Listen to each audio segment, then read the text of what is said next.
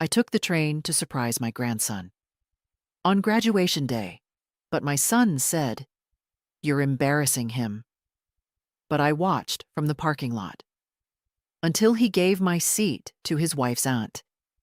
He told me not to come. That's what my son said, standing on the edge of the platform with his hands deep in his pockets. "You shouldn't have come, Mom," he repeated, eyes scanning the crowd like he hoped no one would notice me. "It's just, this isn't a good time." I still had the gift in my purse, a watch I had engraved for Justin, my grandson, with the date and 3 little words, "Always with you." Not some poetic nonsense, just a truth. I've been there since the day he was born, changing his diapers when his mother vanished for days, taking him to speech therapy when no one else had the time, sitting up with him when he was sick and scared of the dark, his little hand always reaching for mine. And now, at 17, he was graduating high school, and I wasn't allowed. The train ride had been long. My knees had hated every hour of it, but I had refused to let Greg buy me a plane ticket.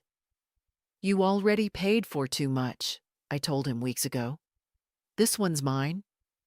I didn't tell him it would be my last long trip. My joints couldn't take much more. I didn't tell him I had started forgetting simple things, like where I left my keys or how many sugars I put in my tea. No, this trip was my gift to Justin, to show up, to be there. But Greg didn't hug me. He didn't take my bag. He just looked embarrassed, like I'd arrived wearing a clown costume instead of my neat navy coat and low-heeled shoes. "Justin doesn't know you're here," he muttered, glancing over his shoulder toward the parking lot. "And honestly, Mom, maybe it's best if it stays that way. He's under a lot of pressure." I looked down at my shoes. Polished just this morning. My legs were shaking, but not from age. "I thought he'd be happy," I said quietly. "I haven't missed one of his milestones. Not one." I know," Greg sighed. "But he's different now. It's not like when he was a kid. He's grown up, got his own friends. They're all gonna be there. Paulina's family, too. They come from a different kind of background." I let that hang there. Different kind of background. He meant they had money, prestige. They lived in the polished world of internships and prep schools and silent judgment. And I was just the woman who used to mop floors and pack lunches in thrifted Tupperware. "You said I had a seat," I said. "That was before. Now Paulina's aunt flew in unexpectedly, and you gave her my seat." He didn't answer, just shifted his weight and looked away. I nodded slowly. My hands found the strap of my purse and gripped it like it was the only thing keeping me upright. "Well," I said, "I'll find my own way." Greg opened his mouth, but I turned before he could say whatever half-hearted apology he thought would smooth this over. I walked out of the station and kept walking, past the shuttle buses, past the vendors selling school colors and plastic noisemakers, past the smell of popcorn and freshly cut grass. I walked until I found a small rental lot and sat inside a silver sedan I'd picked up hours earlier. The ceremony would begin in 2 hours. I would watch from the parking lot. And for the first time in my life, I wouldn't be clapping. The air conditioning in the rental car rattled a little when I turned it on, but it worked well enough. I sat back, unwrapped the plastic from a half sandwich I'd brought from the train, and watched the long line of cars pull into the lot. Shiny SUVs, expensive sedans, a few stretch limousines with tinted windows. I counted them for no reason at all. Maybe just to have something to focus on besides the ache in my chest. My seat. That's what I kept circling back to. It wasn't about the folding chair with my name printed in bold. It was about being erased, quietly and efficiently, A life of showing up, to babysit, to fund field trips, to remember birthdays, to stitch back pieces no one else bothered to hold together. All of it pushed aside for a woman I'd never met. Paulina's aunt. I imagined her in something elegant, probably pearls. Not the kind you get from a garage sale because they look real if the light hits just right. Real ones. I checked my purse again. The envelope was still there, sealed. The graduation card with the simple watch inside. A little note I'd written on the back of the tag. To Justin. I've loved you every day of your life, no matter the distance. Love, Grandma. I folded the flap back over and slid it into the side pocket. Maybe I'd leave it at his doorstep. Maybe I'd mail it next week. Maybe I'd burn it. My thoughts flickered between all three like a faulty light bulb.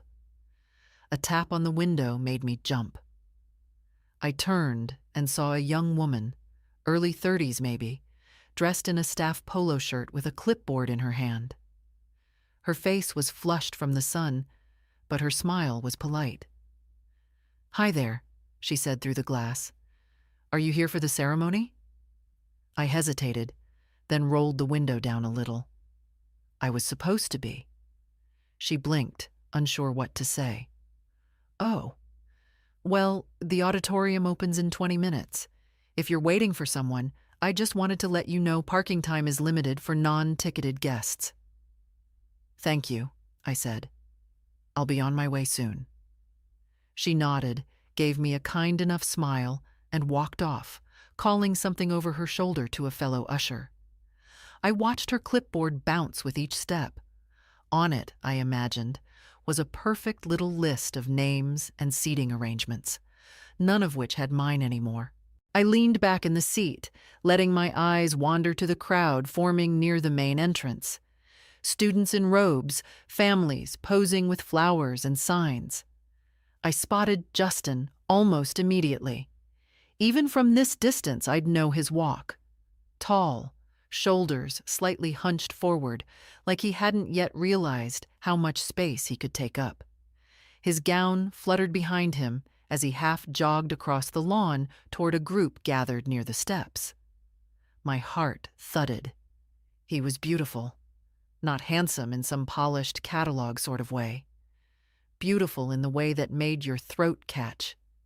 His eyes, even from far away, were filled with that restless energy I'd seen since he was a boy, the kind that wanted to run faster than the world would allow. A woman ran up to him and hugged him. Paulina, blonde, confident, expensive-looking. Then another woman, maybe the aunt, clasped his shoulders, said something that made him laugh. He smiled. He smiled. I don't know why that hurt so much. Maybe I expected him to look around, to search the crowd for the one face he hadn't seen yet. Mine. Maybe I wanted him to feel somewhere deep in his bones that I was close. But he didn't. He laughed, posed for a picture, and stepped inside. The door closed behind him. I sank lower into my seat. And that's when I did something I hadn't done in years. I cried. Quiet, useless tears. Not because I was angry, not even because I was surprised, but because some part of me still thought I mattered, some stupid part that had held out hope, a part that wore pearls from the second-hand store and rode the train for 9 hours to sit in a car she didn't belong in. I wiped my face roughly, furious at myself. No more. I sat up straight, found my phone, and opened the banking app. The charges for the event were still pending. The catering invoice, the floral arrangement, the photography package. Nearly $12,000 in total, all billed to the same account. My account. I tapped the screen, paused, then tapped again. Cancel transaction. The screen blinked twice. Then came the little message I hadn't expected to feel so good reading. Cancellation request submitted. I stared at it. My thumb hovered over the screen as if it needed confirmation that I had actually done it. $12,000 gone from the caterers, the florists, the photo booth. $12,000 still with me. For now. The silence in the car was thick, not uncomfortable, just final. I had always paid without asking questions. When Greg's mortgage needed a top-up, I paid. When Paulina wanted a new kitchen island before the baby shower 3 years ago, I paid. When Justin's school uniforms needed replacing, again, even though he'd barely grown, I paid. But now they couldn't even find me a chair. I opened the window slightly, just enough to let the warm air in. The scent of fresh-cut grass and warm pavement wrapped around me. Somewhere in the distance, a band was tuning up and a cheer rose from the crowd. It must have been the announcement. The ceremony was starting. I wondered if Greg was looking at his phone yet, if his card had just been declined when he tried to tip someone or pick up a last-minute bouquet. I imagined him standing there in his pressed jacket, phone pressed to his ear, his mouth tightening when he heard the voice on the other end say, "Authorization denied."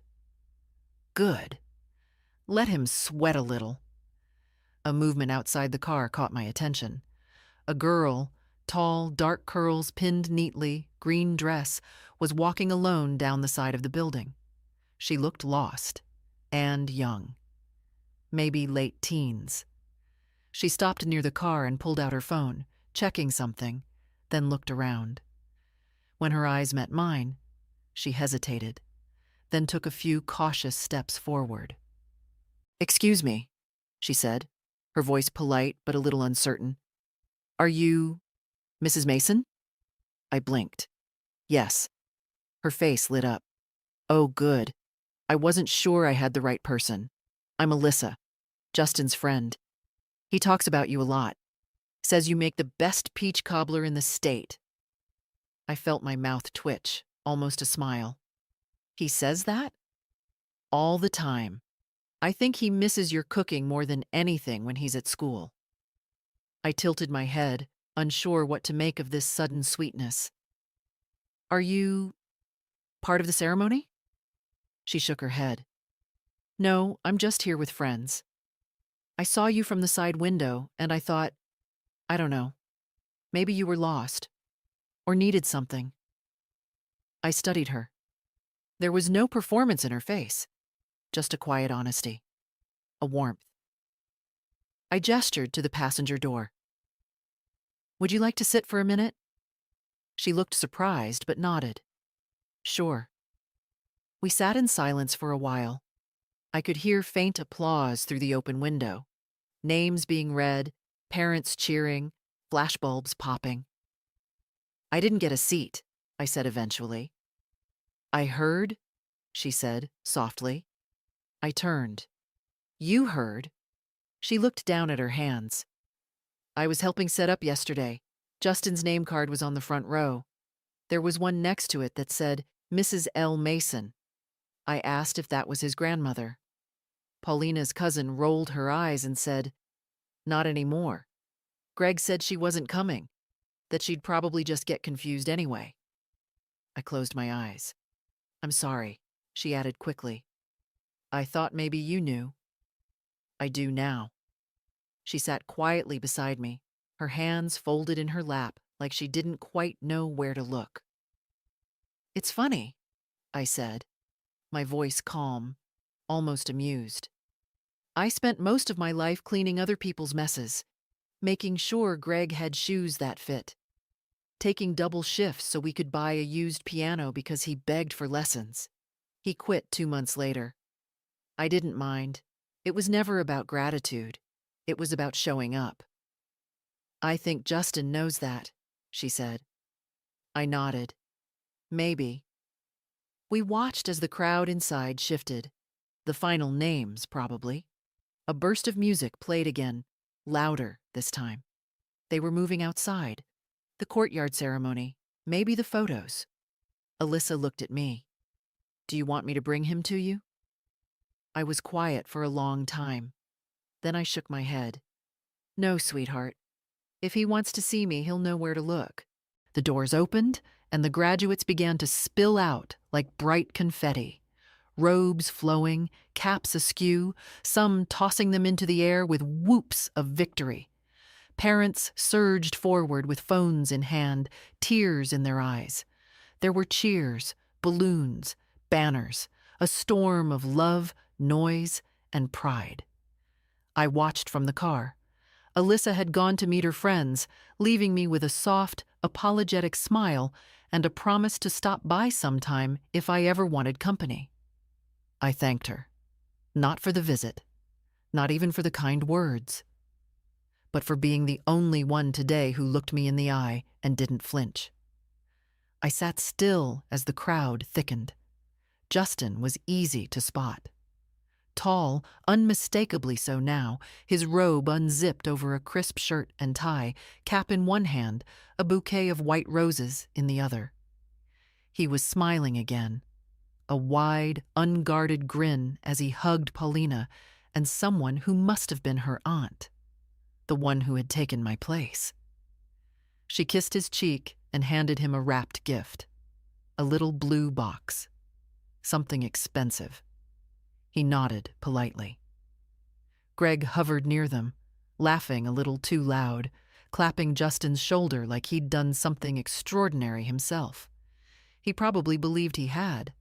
After all, wasn't he the one who got Justin here? Paid for tutors, with my money. Arranged the prep courses, with my money. Bragged at barbecues, with stories rooted in my labor. I saw Justin glance around once, briefly, scanning the edges of the crowd. My breath caught, but it passed quickly. He was probably just looking for one of Paulina's cousins, or the photographer, or a friend with whom he wanted a selfie. Not me. Never me. And then, a flicker. His hand reached into his pocket and pulled out his phone. He looked at the screen, tilted his head. His expression changed. Just slightly. A crease in the brow. A soft frown. I knew that look. He used to make the same face when I told him there were no more cookies in the jar and he suspected I was lying. Greg leaned in, said something, and Justin responded. I couldn't hear the words, but the gesture was unmistakable. He stepped back, shook his head, disagreed, and then he walked away from the group. Not fast, not in a scene, but with intent. I sat up, heart tapping hard against my ribs. He crossed the lawn, wove through the crowd, eyes searching. I froze. When his gaze swept toward the parking lot, I didn't duck. I didn't hide. I just sat there, hands in my lap, the envelope still peeking from my purse. And then our eyes met. He stopped. A full heartbeat. Then another. And then he came. He crossed the lot in long strides, ignoring calls behind him, stepping off the paved walkway and through the yellow grass to where my car sat under the wide-armed oak. He reached the door. I rolled the window down. Grandma? His voice cracked around the word. I nodded. He looked me over. My dress, the one I'd ironed this morning, just in case. My hair pulled back into its usual bun. The watch on my wrist. My hands. He looked like he wanted to say something and couldn't find the shape of it. I didn't know, he said finally, breathless. I swear, I didn't know you were here. I nodded again, slowly. I believe you. Why didn't you tell me? Your father told me not to. His jaw clenched. He told me you couldn't make it, that you were too tired, that you said it yourself. I didn't. Silence settled between us, heavy but clean. Is that for me? He motioned to the envelope. I handed it out the window. He took it gently, almost reverently. Can I open it? It's yours.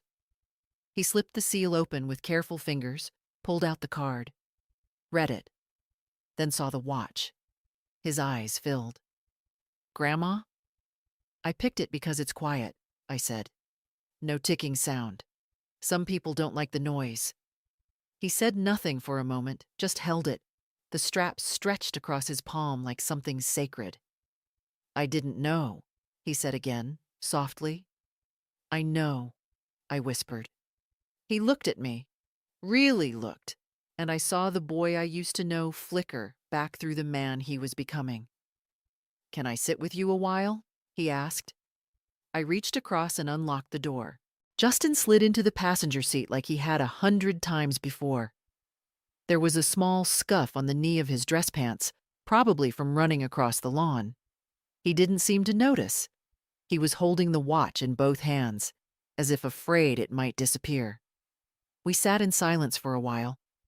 I didn't need to fill it. He did. I should have asked more questions, he said finally. When Dad said you weren't coming, it felt wrong. But I didn't want to start something. You were busy, I said. No, he answered. I was comfortable. I turned my head slightly to look at him. His profile was strong now, the soft lines of boyhood sharpened by time and self-awareness. But his voice, that was still my boy's voice. That edge of shame, of wanting to make things right, even if he didn't know how. They gave my seat away, I said, not bitter, just plain. His eyes dropped. To Paulina's aunt. I raised an eyebrow.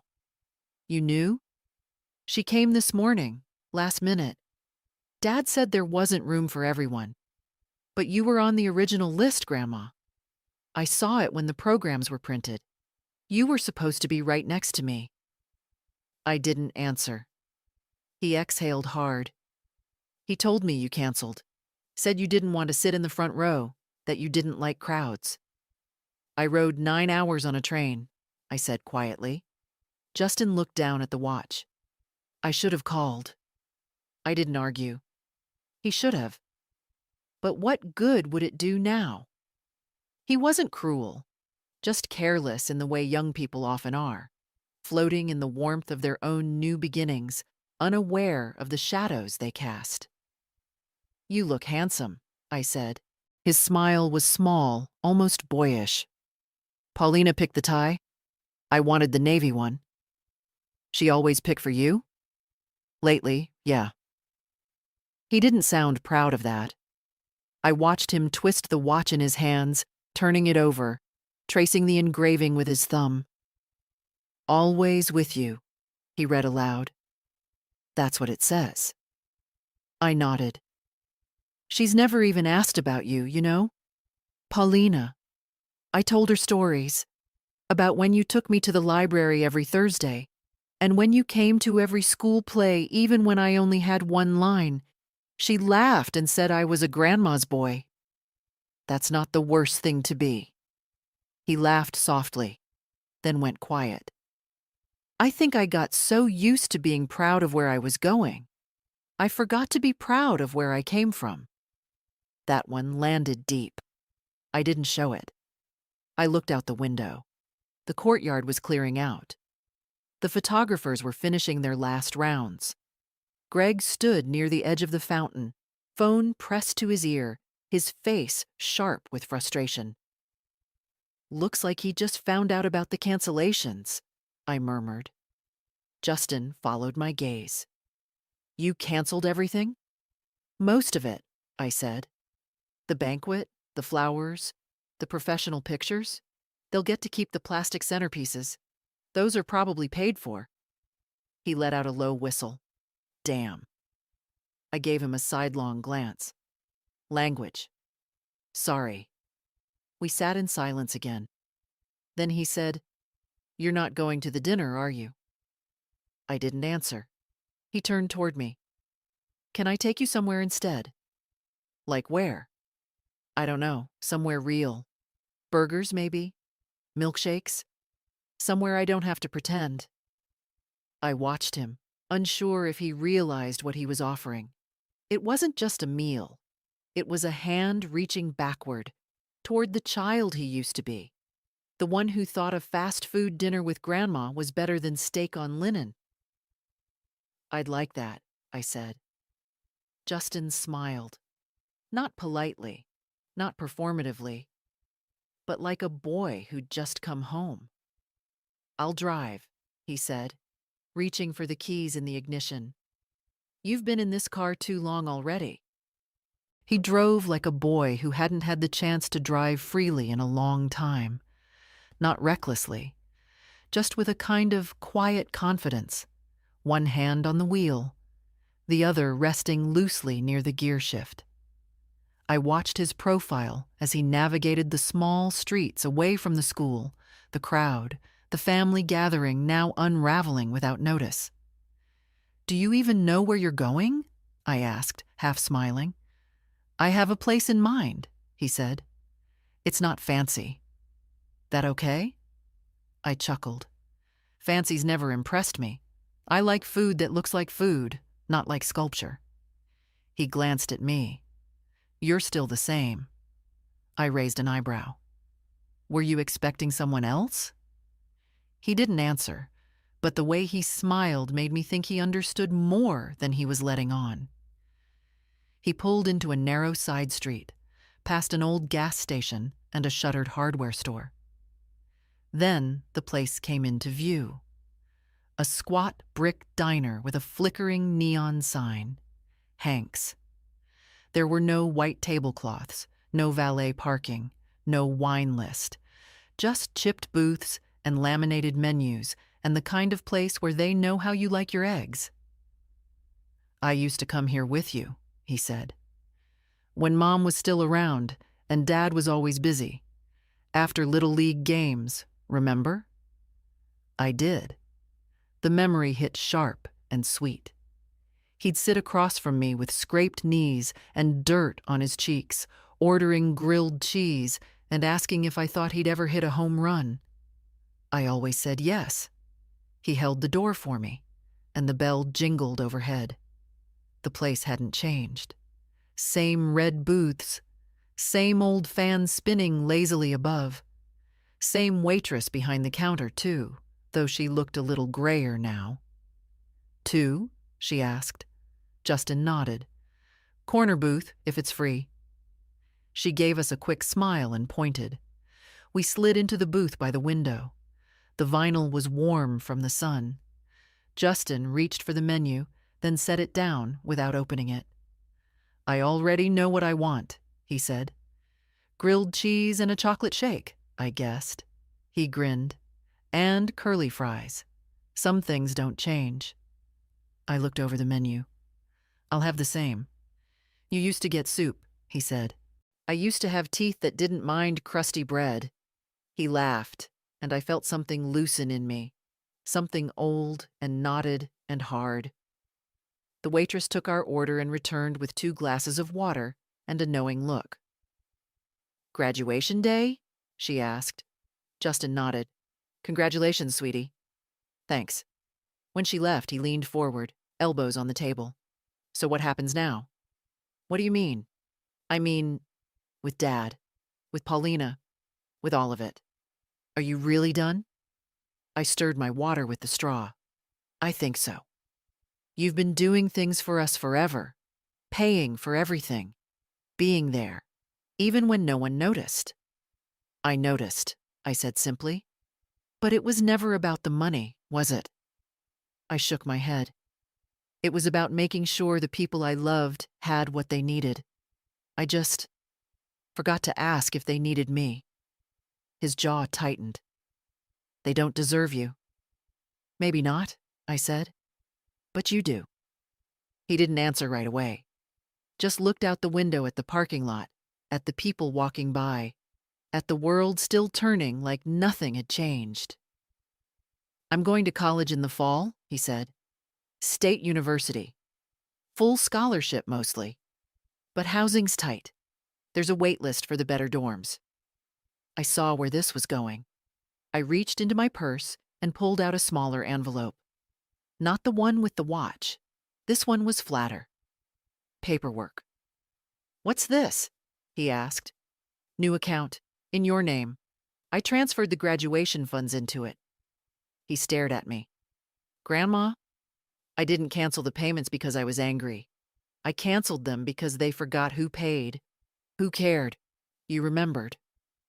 His eyes shimmered, just for a second. I'll use it carefully. I know. He held the envelope like it was made of glass. You didn't have to. Yes, I said. I did. The food came just as the sun started sliding lower, casting warm amber light through the diner's windows. Our grilled cheese sandwiches sat golden and crisp on white plates, curly fries piled like tangled ribbons on the side. The milkshakes were thick, served in tall glasses with whipped cream beginning to melt down the rim. I watched Justin take his first bite. For a moment, he looked like a boy again. No gown, no expectations, no weight of future plans. Just a young man eating something that reminded him of simpler years. I missed this, he said around a mouthful. It tastes the same. Of course it does. Real butter, cheap bread, sharp cheddar. The formula never needed fixing. He smiled, and for a while, we just ate. No heavy talk, no emotions pushing up against the silence. Just the clink of forks, the soft hum of the overhead fan, and the comfort of presence. When he was nearly done, he set his milkshake down and asked, "Do you think you'll go back tonight?" I shook my head. "I'm staying in a motel near the station. I'll take the early train tomorrow." "I could drive you." "You don't have to." "I want to." I looked at him. "It's not about the ride, sweetheart. It's about where you go when this dinner ends. Back to them." He shifted uncomfortably. "I don't know what I'm going to say to Dad." "You'll figure it out." He frowned. "He's going to be furious. When he realizes what happened with the payments. He already knows. I saw his face while you were walking over." Justin rubbed his hands over his face. "He's going to blame me. Let him." "But I didn't." "I know. But sometimes people need someone to aim their guilt at. If it helps him sleep better, let him think it was your idea. I've got broad shoulders. So do you." He shook his head. "It's not fair. Most things aren't." He stared at the table for a long moment. Then he looked up. "Do you forgive him?" I didn't answer right away. Forgiveness wasn't a coin I handed out easily. Not after a lifetime of being overlooked, tolerated, thanked only when it was convenient. "I don't know if it's about forgiveness anymore," I said at last. "It's about clarity, seeing what's there and what's not. What I can still give, and to whom." He nodded slowly. "And me? You?" I smiled. "You're not broken, Justin. You just got a little lost. But you found your way back. That's more than most manage." The waitress brought the check. I reached for it out of habit, but Justin was faster. He tucked a few bills under the receipt without letting me see the amount. "I'm allowed to treat you once," he said. "Careful," I warned. "It's addicting." We left the diner together, stepping into the soft pink glow of evening. The breeze had cooled, rustling the trees along the sidewalk. A few kids rode past on bikes, laughter trailing behind them like kites. Justin walked me to the car and opened the door for me. "Can I drive you to the motel?" he asked. "No, but you can walk me to the front desk." We rode the short distance in silence. When we arrived, he walked me in, like he'd promised. At the counter, I gave my name and took the key. The clerk didn't ask questions.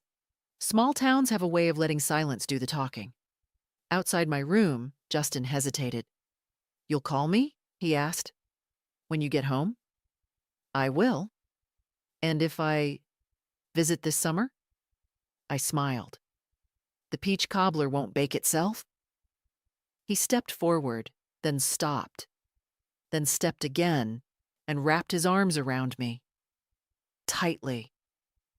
"I love you," he whispered.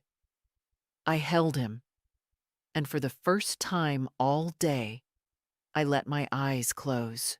He left only after I'd locked the motel room door behind me. I stood by the window for a while, watching him walk across the parking lot. He didn't hurry. He wasn't slouched like usual.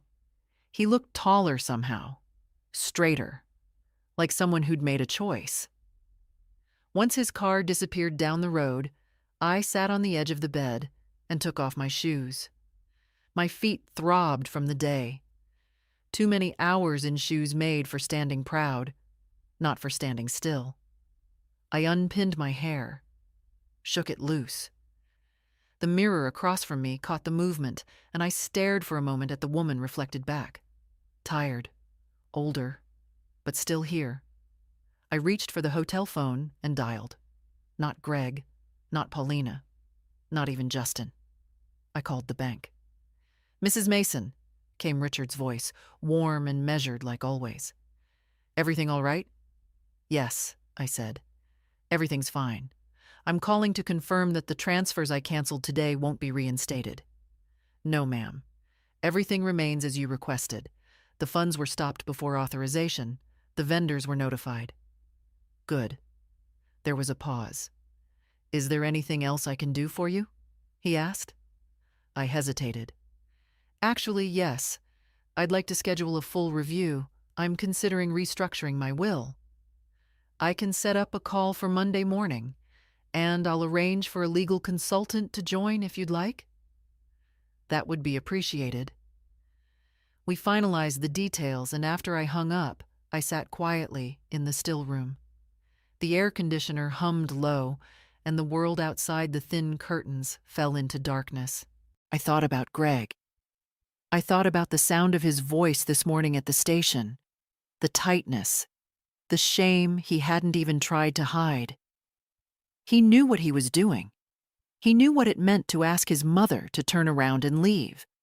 And he did it anyway. For convenience, for appearance, for control. The pain of that choice still lingered.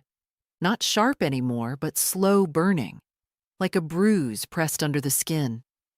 And I wasn't naive enough to think there'd be an apology. Not a real one. Greg didn't apologize. He explained. He justified. He maneuvered. But maybe he wouldn't get the chance this time.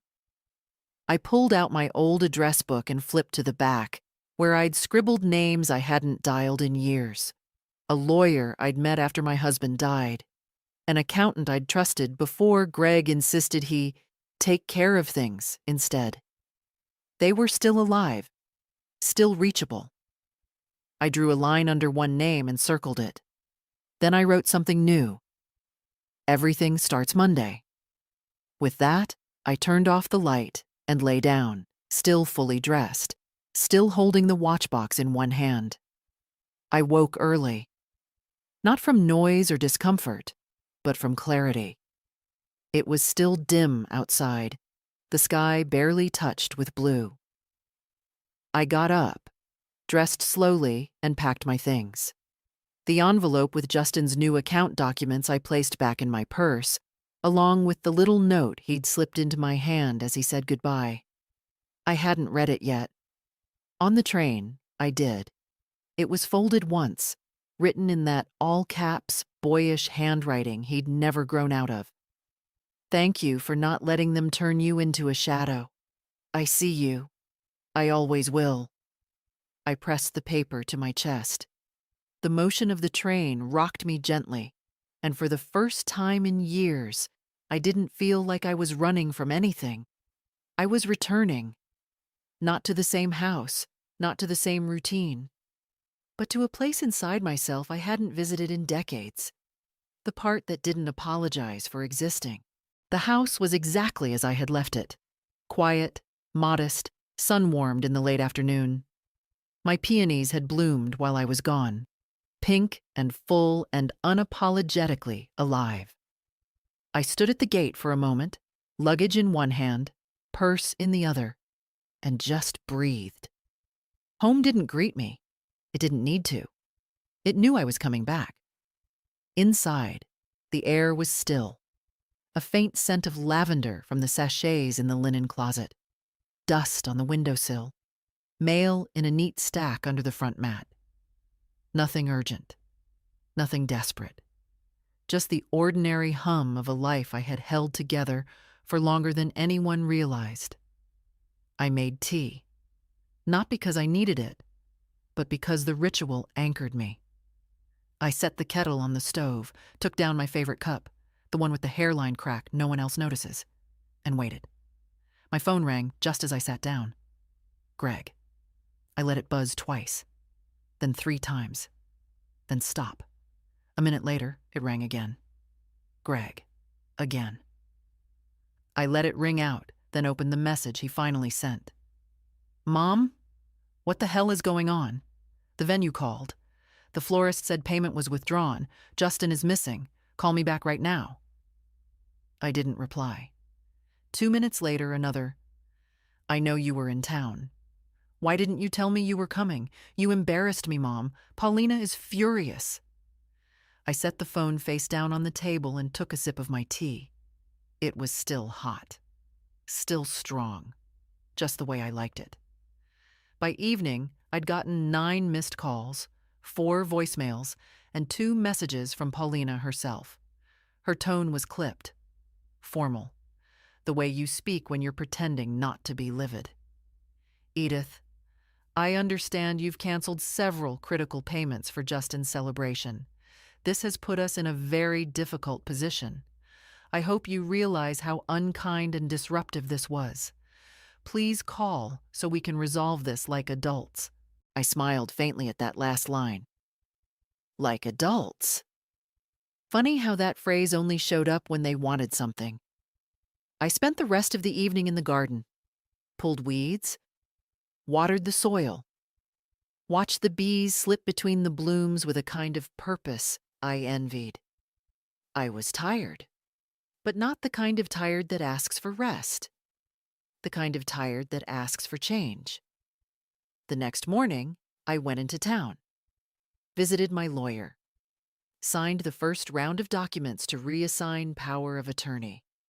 Greg's name, once scribbled so confidently on those lines, now struck through and replaced with my own. Then I opened a safe deposit box, put Justin's note inside, along with a copy of the watch engraving. Always with you. Let them think I was petty. Let them say I was dramatic, unreasonable, even cruel. Let them talk behind closed doors about the episode I had in my old age. Let them cast shadows. I wasn't in them anymore. That evening, Justin called. Hey, he said, voice softer than I'd ever heard it. Hey, yourself. I'm home, he said. I've talked to Dad. And?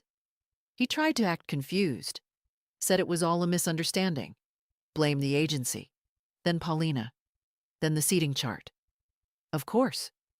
I didn't buy any of it. I told him I knew what happened, that I saw you, that you were there. I closed my eyes. How did he take it? Worse than I expected. Better than he deserved. I waited. I told him I won't be taking the money he set aside for college, Justin added. I told him I've got a better source now. Are you sure? I've never been more sure. He paused. Thank you, Grandma. Not just for the account, for the clarity. I smiled. Clarity's a gift, just not always a gentle one. No, he said. But sometimes it's exactly what we need. The next few days passed in the rhythm I hadn't known I missed. Slow, deliberate, mine. I answered no calls, responded to no messages. I went to the farmer's market. I baked a peach pie just because I could. I repotted my geraniums even though my knees complained the whole time. The silence around me wasn't empty anymore. It was full, with peace, with choices, with a kind of stillness that didn't ache. Then one afternoon, I got a knock on the door. Not a phone call, not a text, a real knock. Through the lace curtain, I saw a woman, well-dressed, late 50s maybe, with pearl earrings and a silk scarf too fine for this dusty porch. I didn't recognize her at first, but something about the set of her jaw felt familiar. I opened the door. "Mrs. Mason?" she asked. "Yes." She offered her hand. "Elaine Ferris, Paulina's aunt." I stared at her hand for a beat, then shook it. It was cool, soft, firm. "I hope I'm not intruding," she added. "I got your address from the event organizer. She said she wasn't supposed to give it, but—" "Well," I was persistent. "What can I do for you?" She glanced past me into the hallway, then back at my face. "May I come in? Just for a few minutes?" I considered saying no, but something in her expression, not regret exactly, but the tension of someone who wasn't used to being questioned, made me curious. I stepped aside.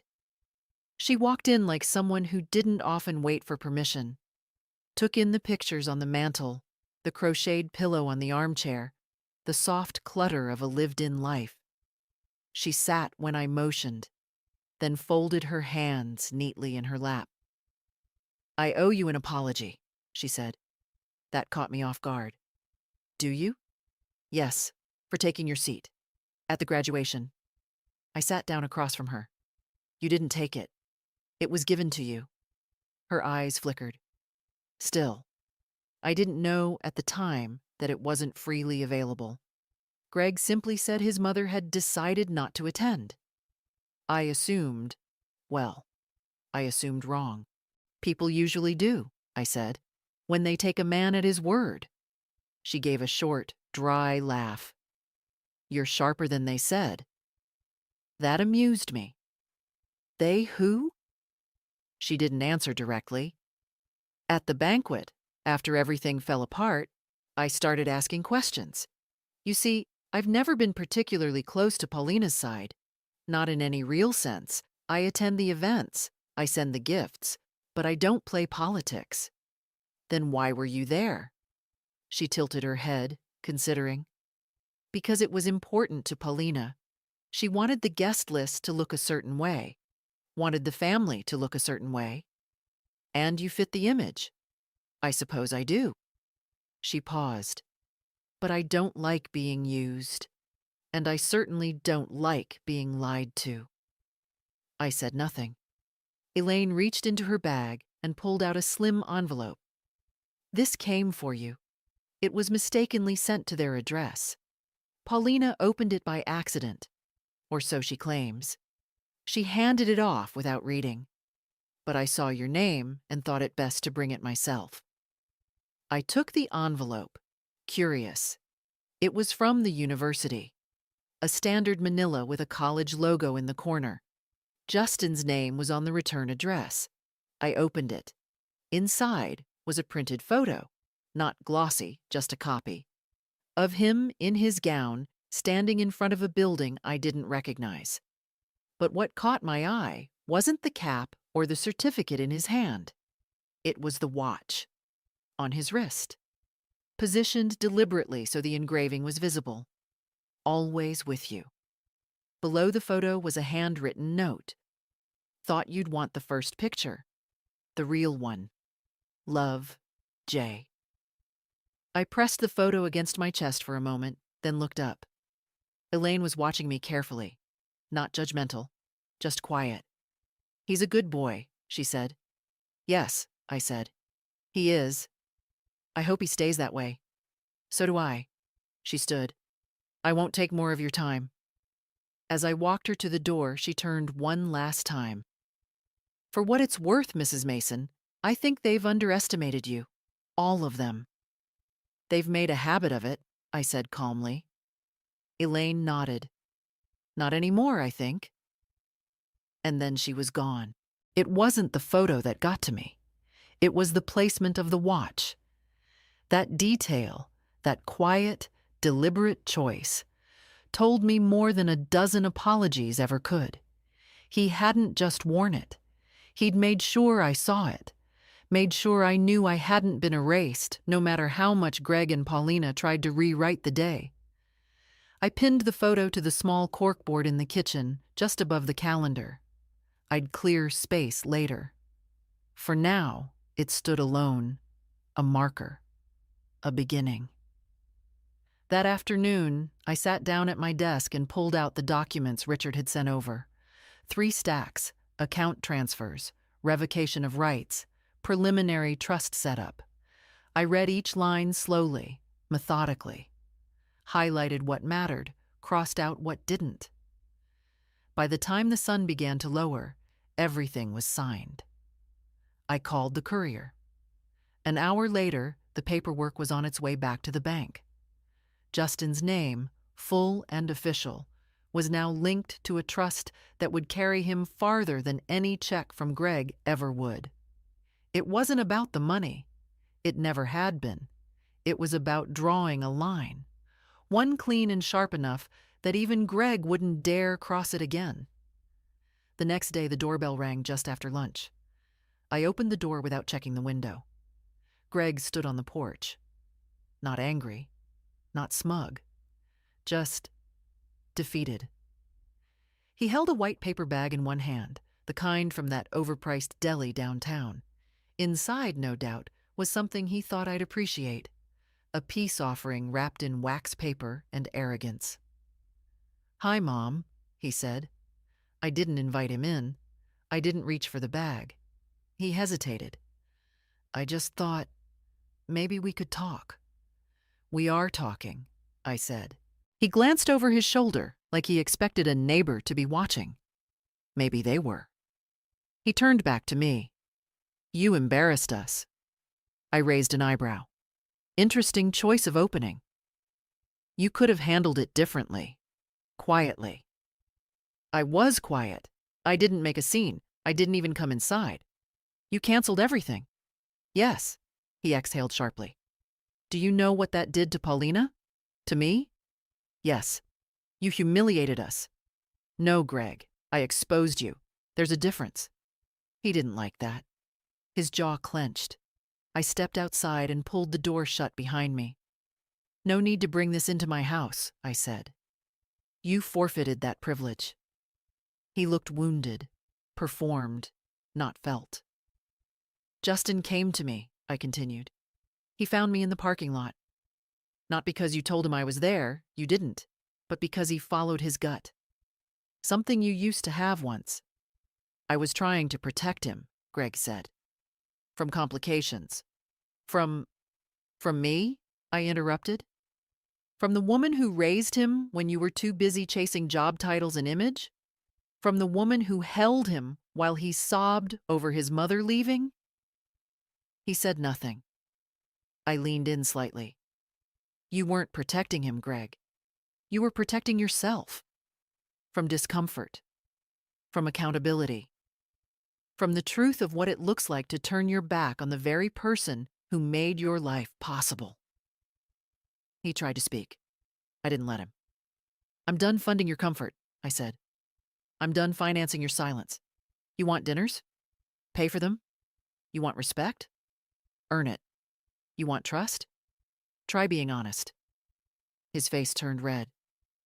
"You think this is easy for me?" "I think nothing is easy for cowards."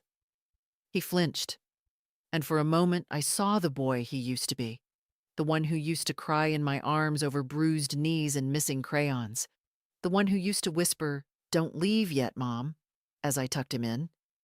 That boy was gone. This man, this grown, grasping, polished man, had taken his place. And I didn't owe him anything. "I'll be in touch," he said at last. "No need," I replied. "Everything you used to reach has been moved out of your hands." He looked down at the bag in his hands, like he'd forgotten it, then held it out to me. "Roast chicken on rye," he said quietly. "Your favorite." I didn't take it. "You should eat it before it gets cold," I said. Then I walked back inside and closed the door behind me. I didn't cry. I thought I might. After closing the door on my only child, after refusing the sandwich that once might have been enough to smooth over silence. But I didn't. Not out of coldness. Not out of pride. Just because there were no tears left for Greg. He'd used them all up. Over years of quiet disappointments, of phone calls that were more updates than conversations.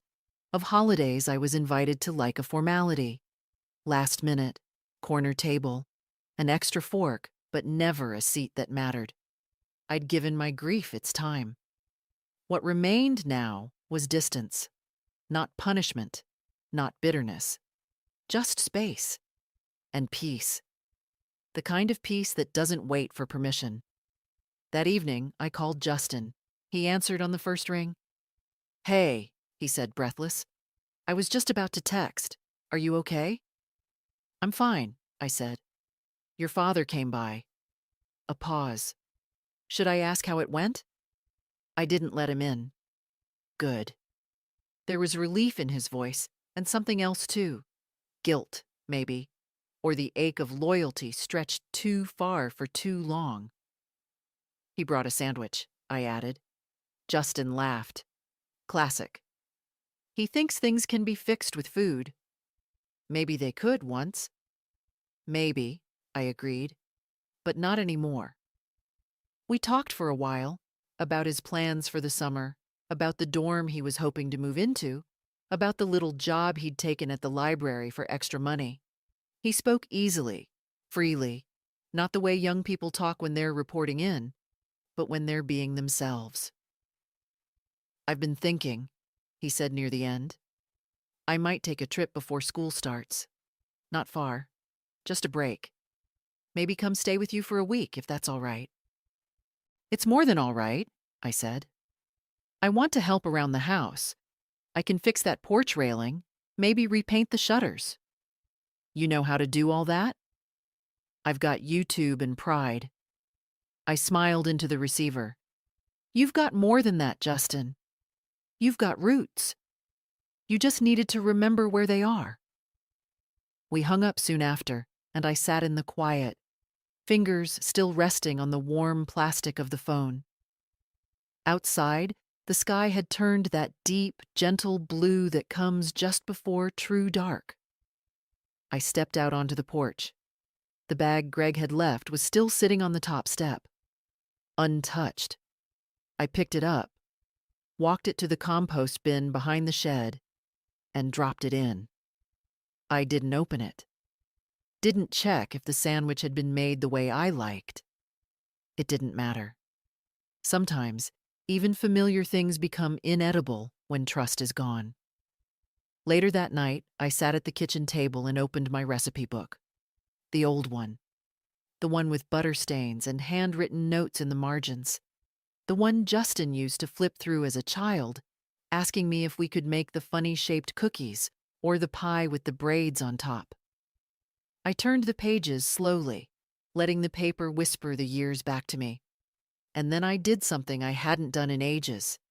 I started a new page. Justin's Cobbler, 2025. Not because the recipe had changed. It hadn't. But because the meaning had. The name mattered now. It marked something reclaimed, something passed on not through obligation, but through choice. I wrote the ingredients, then paused before the instructions. Instead, I wrote, "Make when someone you love finds their way back to you." Then I closed the book. And for the first time in a very long time, I felt full. The week that followed unfolded in small, steady movements. No grand declarations, no sudden confrontations. Just the quiet rebuilding of a life I had left neglected for too long. I cleaned out the upstairs closet, the one full of boxes labeled with years instead of contents. I found photo albums I thought were lost, recipes I'd scribbled on backs of envelopes, birthday cards from Justin when he still signed them with backward letters. On Thursday, I got a letter in the mail, a real one. The handwriting on the envelope was unmistakably Greg's, heavy, angular, overly careful, like he was trying to appear calm, but had pressed too hard with the pen. I opened it at the kitchen counter. No greeting. Just one line. "I'm sorry you felt unwelcome." I stared at the words for a long time. Not because they surprised me, they didn't, but because they landed exactly how he meant them to. Slippery. Blameless. Safe. I folded the letter once, twice, and slid it under the drawer liner in the back of the silverware cabinet. Somewhere out of sight. I wasn't angry. I was done. Justin arrived 2 days later, a duffel bag slung over one shoulder, a box of peaches in the other. "Straight from the orchard," he said proudly. "I figured I'd bring the ingredients since I'm hoping for pie." I stepped aside to let him in. "You've always known how to sweeten the deal." He dropped the bag by the door and looked around the house like he was memorizing it. "It smells like soap and something baked." "That's just the kitchen towels drying on the rack." He turned toward me, a little smile on his face. "It smells like you." We spent the afternoon on the porch. He painted the shutters while I trimmed the lavender. We didn't talk much, just the occasional question, the sound of the brush against wood, birds calling somewhere beyond the fence. Every now and then, he'd stop and look at me like he was making sure I was still there. I always was. That evening, over peach cobbler, still warm with vanilla ice cream melting slow into the crust, he said, "I haven't told Paulina I'm here." I nodded. "That's your business. She messaged me this morning, said she hopes I cool off." "And will you?" He looked down at his bowl. "No, I don't think I will." I waited. "She always said she admired your strength," he continued. Said it with a sort of edge, like strength was a thing to keep an eye on. "Some people are more comfortable with soft things," I said, "until they realize softness can rot just like anything else." He looked at me sharply, then laughed. "You've gotten bolder." "No," I said. "I've gotten quieter. And when a quiet woman starts saying what she really means, people think it's thunder." He leaned back, eyes thoughtful. "You think she'll come around?" "I don't know," I said honestly. "But it's not your job to make her, or to bend yourself until she does." He looked out the window. "I thought I had to choose between love and loyalty. And now? Now I think loyalty should be part of love, not separate from it." That made me smile. He got up then, took our bowls to the sink, rinsed them out like he'd lived here forever. The sight of it, this tall, growing man in my kitchen, stirred something deep in me. Not grief, not nostalgia, but recognition. This was what survival looked like when it chose peace. Not endurance, not bitterness, not silence, but presence. The next morning, I found Justin in the backyard, barefoot in the dew-wet grass, standing beside the old wooden bench that had sagged under so many summer afternoons. He was staring at the tree line, the way people do when they're trying to locate something they can't name. I stepped outside quietly, my robe pulled tight.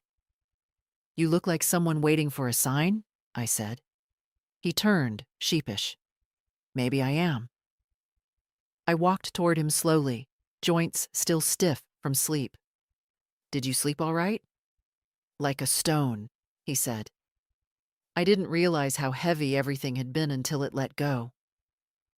We sat together on the bench, and it groaned beneath us like an old friend waking up. "I keep thinking about the train station," he said after a while. "How close I came to not finding you."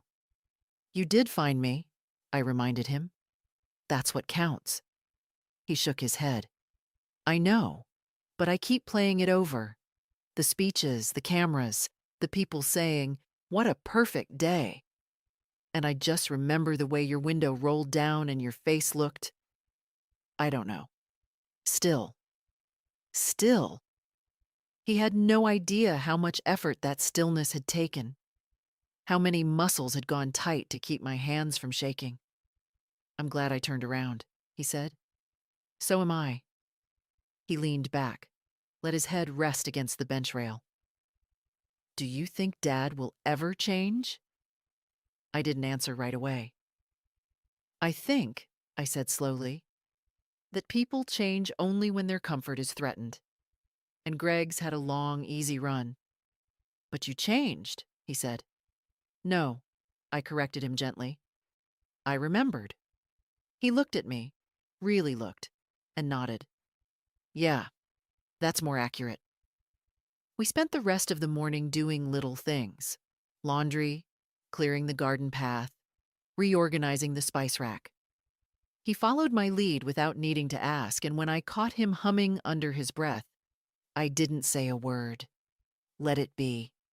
Let him have the small piece of usefulness. At lunch, the doorbell rang. Justin peeked through the curtain. It's her. I didn't need to ask who. Paulina stood on the porch in linen pants and oversized sunglasses. She held her phone in one hand, her car keys in the other. Her posture was perfect. Her mouth was set. I'll go, Justin said. No, I said. Let me. I opened the door but didn't invite her in. Mrs. Mason, she said coolly, I see you're well. I am. She looked over my shoulder. Justin's here? He is. Did you think it was appropriate not to tell me? I smiled gently. I didn't think about you at all. That rattled her more than any insult could have. She shifted on her feet, lips pressed tight. I just wanted to say that what happened at graduation wasn't personal, she said. It was unfortunate, but not personal. Everything is personal when you erase someone. I didn't erase you. No, I said, but you helped Greg do it, and you benefited from it. Her jaw tightened. I won't be villainized for something I didn't control. You don't need to be villainized, I said, calm and steady. You need to be irrelevant, which you now are. Paulina blinked. The sunglasses didn't hide the flicker of uncertainty. I'll tell Justin you stopped by, I added. She turned to go, but stopped halfway down the steps. He'll come back to me, she said. They always do. Not this time, I said, closing the door before the silence could answer her. Inside, Justin was in the kitchen, drying dishes. He looked up, concerned. Everything all right? She won't be back. Are you sure? She was never really here. He nodded. I didn't say anything because I didn't know how. She always seemed so certain. She still is, but certainty doesn't equal truth. Just volume. He smiled, sad and warm all at once. You say things like you've been holding them in for years. I looked out the window. The light had shifted. The garden was golden. I have, I said. But I'm done holding. We spent the rest of the week in the kind of quiet that doesn't need explanation. Justin fixed the porch railing like he promised, painted it white, 2 coats, steady hand. He even wiped the brush clean afterward. I didn't ask him to, but he did. That mattered. It's the little things that show whether someone truly sees you, not the grand gestures. He cooked once, too. Tried to recreate my roast chicken using a printed recipe and about 5 times more rosemary than necessary. It was dry, a little burnt, but it was beautiful. I think I'll keep trying, he said that night, chewing slowly. You'll get there. I just want to do it like you do. No, I corrected him gently. You want to do it like you. He looked down at his plate, then back at me. Thanks for not letting me disappear into them. You were never theirs to lose, I said. On his last morning, I stood on the porch with him, the car engine running, bag already in the trunk. He looked hesitant, like he wasn't sure how to say goodbye. I'll come back soon, he said. You don't have to promise, I said, but I want to. He hugged me, long, tight, honest. I smelled his shampoo, the faint cologne he'd borrowed from the hallway cabinet. He'd wanted to smell like someone with direction. You'll be all right? He asked. I already am. He nodded once, then got in the car, rolled the window down. Will you write me sometimes? He asked. I always have. He drove off slowly, waving once before the turn, I stood there until his taillights vanished. That night, I made myself a cup of tea and sat by the window with the recipe book. I didn't open it. I just held it. The spine worn soft by years of hands and heat and flower dust. So many things in this house had changed, but not the feel of that book in my lap. I thought about all the women I'd known, the ones who kept their pain quiet, who swallowed insults with Sunday dinner, who were told they were too much or not enough, too loud, too sharp, too plain, too old. And I thought, we're still here. We're still standing in kitchens, wiping tables, whispering truth into soup pots. We're still the ones who remember the birthdays no one else does. We're still watching from the parking lot, just in case. But maybe not anymore. Maybe we're done waiting for seats at tables we built. Maybe we set our own. And if you're reading this, if you've ever been pushed to the side, talked over, told to stay quiet for the sake of harmony, then know this: you were never the problem. You were the root, and roots grow back. Stronger, deeper, wiser. They always do. If this story found you at the right time, or reminded you of who you are, stay a little longer. Leave a comment. Share your voice. We're not done talking. Not anymore.